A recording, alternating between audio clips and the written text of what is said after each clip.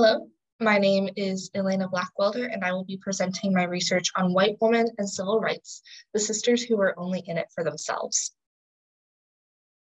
Most students in America are given a rudimentary set of knowledge on which to base their conversations on race, feminism, and current political news.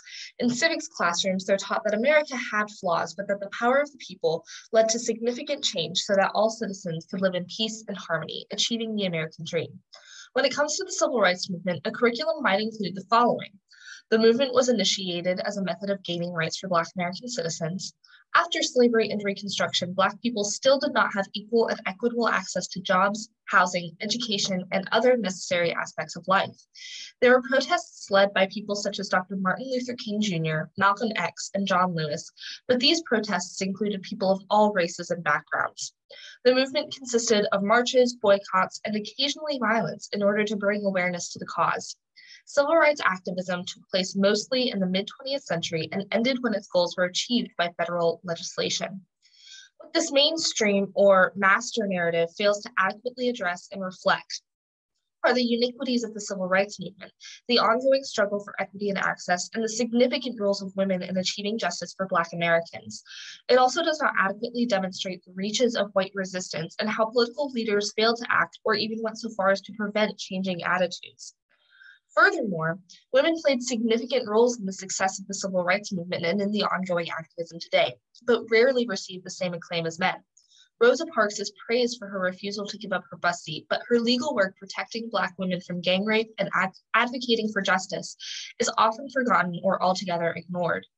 Fannie Lou Hamer was a revolutionary for Black voting rights and eventually became the co-founder of the Freedom Democratic Party, but ask a room full of college students who she is, and a mere handful will be able to respond. Ella Baker was one of the primary leaders of the Student Nonviolent Coordinating Committee, but is relegated to the background in favor of the boldness of John Lewis. While men in the civil rights movement certainly deserve their recognition, the master narrative actively works to minimize the role of strong Black women. What many white feminists fail to acknowledge is how women of color, particularly Black women, are put at a further disadvantage by the intersection of racism and misogyny in political, social, and economic settings. It is because of this void of discourse and scholarship on the intersectionality in the plights of Black women, especially in the wake of white feminism, that Black women developed their own academic and political ideology, Womanism. Where the civil rights movement pushed Black women to the background and emphasized their secretarial work, and feminism focused on legal solutions to the struggle of white women, Womanism took on the burden of Black women and other women of color by highlighting how oppression could come from multiple sources. Alice Walker was one of the primary developers of this ideology, and it was expanded upon by scholars such as Bell Hooks, Katie Cannon, and Miki Kendall. In typical scholarship, according to Bell Hooks, quote, the racial imperialism of whites has supported the custom of scholars using the term women, even if they are referring solely to the experience of white women, end quote. Womanism works to identify these gaps in literature and policy and advocate for equity that acknowledges and includes women of color. Today, America claims to value diversity and different experiences, and people like to brag about how their social groups are diverse. If someone is called out for biased statements or actions, a well-known defense is, well, I have a Black friend. For women, conversations about feminism and equality may focus on wage gaps or domestic violence, but fail to recognize how these statistics become even larger for women of color. The question then is, can friendships truly be formed between people, particularly women of different races and backgrounds, when social and political understandings are so different? Aristotle would say no. The perfect friendship, theoretically, is, quote, made up of people who are good and alike in virtue, for each alike wishes well to each other, end quote. One cannot advocate for other interests besides their own in good faith or without ulterior motives. This would not be a perfect friendship, but a friendship of utility or pleasure. In other words, it is possible to get along with and to spend time with one another or share experiences, but when one person cannot truly wish another good fortune without some loss of privilege themselves, then a perfect friendship cannot exist. Miki Kendall, in her book Hood Feminism, identifies one notable instance in which it was shown how pervasive this issue is within white feminism, the 2016 presidential election. When Donald Trump won the election over Hillary Clinton, it became clear that white women were to thank, surprising other white women who could not fathom why. Kendall stated, quote, the shock that 53% of white women voted for Trump was sadly hilarious, end quote. What white women proved so clearly was that their interests were aligned with the white men who seemingly protected them from communities of color, from immigrants coming to make their neighborhoods more dangerous, and from Black women who, in their opinion, were encouraging hypersexuality in their society. White women were so determined to prevent people of color, especially women, from gaining privilege in America that they were willing to even vote against their own interests. Aristotle's theory proved correct. True friendship cannot be developed when interests clash. Despite these conflicts, popular culture would have people believe that race relations have never been better. Minorities represent roughly 40% of the population, and 35% of leading roles in television are depicted by minorities. At the executive level, though, only 10.3% of show creators were not white. This can either lead to critical acclaim or audience backlash.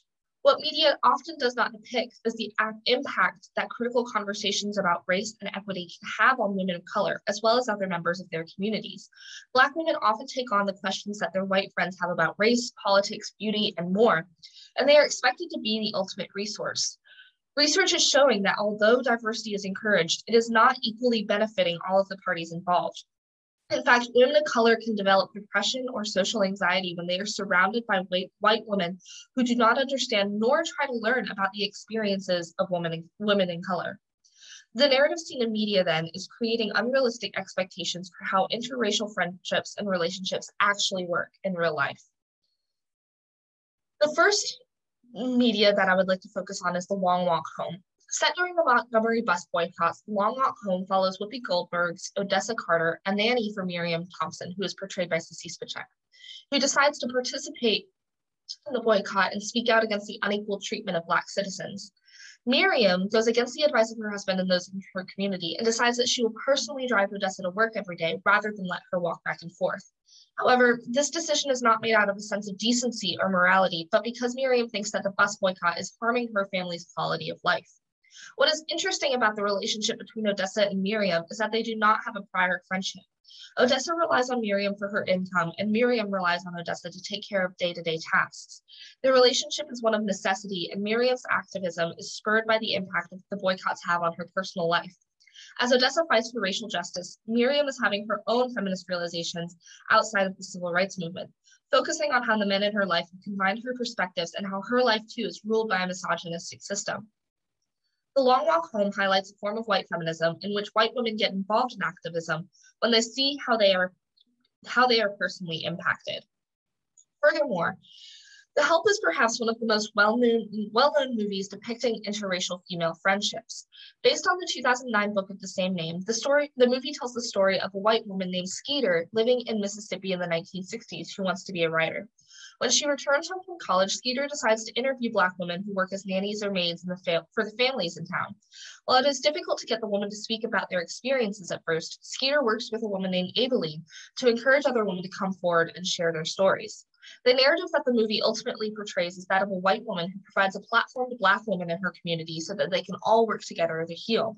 Although The Help has been a fan favorite for several years, it recently came under criticism for its sorely mistaken depiction of interracial feminism. One of the most prominent criticisms came from Viola Davis herself, who said that she regretted taking the role of Aibileen and being part of the production. Although she appreciated all of the people involved in The Help, she said that she didn't feel like it truly told the stories of the Black women. Skeeter is a classic depiction of the politically conscious white woman, a character built to make liberal white feminists feel good about themselves. However, Skeeter did very little real work to help the Black women in her community and provide them with methods of economic and political support.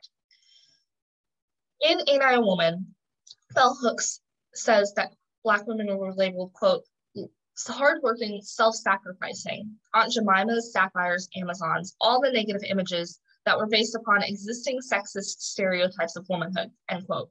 The Help actively reinforces this neighborhood and these stereotypes by minimizing the voices of the Black female characters and instead prioritizing white saviorism.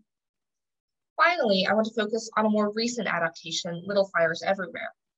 This was a recent Hulu series that received much acclaim. The novel and the show are very similar in plot and investigate how two families, the Richardsons and the Warrens, become intertwined. In the book, Mia and Pearl Warren do not have their race specified, but a significant portion of their story on television is seen in the context of their identities as Black women. Mrs. Richardson, who rents an apartment to the Warrens, sees herself as a politically conscious white woman who does everything she can to be charitable. Yet, at the start of the show, she is seen calling the police on Mia and Pearl, loitering in their car in a local parking lot. Mia recognizes this as an act of discrimination, but Mrs. Richardson sees this as a duty as a local resident. Mrs. Richardson goes on to provide for the Warrens by treating Pearl as one of her own children and offering Mia part-time work as a household helper. Although Mia is initially offended, she eventually takes the offer to keep an eye on Pearl. At times, it seems as though the two women might become friendly through their shared experiences with misogyny or world perspectives, but race and socioeconomic status get in the way. What Little Fires Everywhere does well is depicting an interracial female relationship in which the white woman sees herself as politically conscious, but the Black woman refuses to accept the bare minimum that would place the mental burden on herself. Mrs. Richardson takes this as a personal affront, but it is all too common for society to place the responsibility for friendship and education on Black women rather than expecting white women to do and be better. Some audience members were conflicted or even offended by this portrayal of interactions between a white woman and a Black woman. Mike Hale of the New York Times saw Reese Witherspoon's depiction of Mrs. Richardson as, quote, almost cartoonish, end quote, and described the show's character as a moral and cultural equation. This critique falls flat, though, when one takes into consideration that this is how real-life interactions occur time and time again. Each of these productions takes on a difficult question about how women of different races can interact, support each other, and even be friends.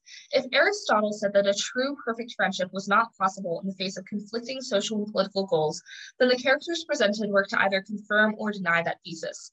The Long Walk Home and Little Fires Everywhere more accurately portray the difficulties that women in interracial friendships face and highlight how white women, even those who see themselves as politically conscious, are working in their own self-interest. Countering this, The Help paints a happier picture of interracial female friendship, emphasizing how love and happiness can overcome socioeconomic differences in order to create a more peaceful sisterhood. Each of these depictions, though, cannot exist in a vacuum. Society requires that we see the juxtaposition between conflict and harmony in friendships in order to learn how to be better allies. White women cannot continue to work solely from a place of self-interest or charity, but must also do the work to understand how their privilege has historically led to the oppression of their sisters. Popular media is a good place to start with these lessons, but it is not the resolution. Thank you.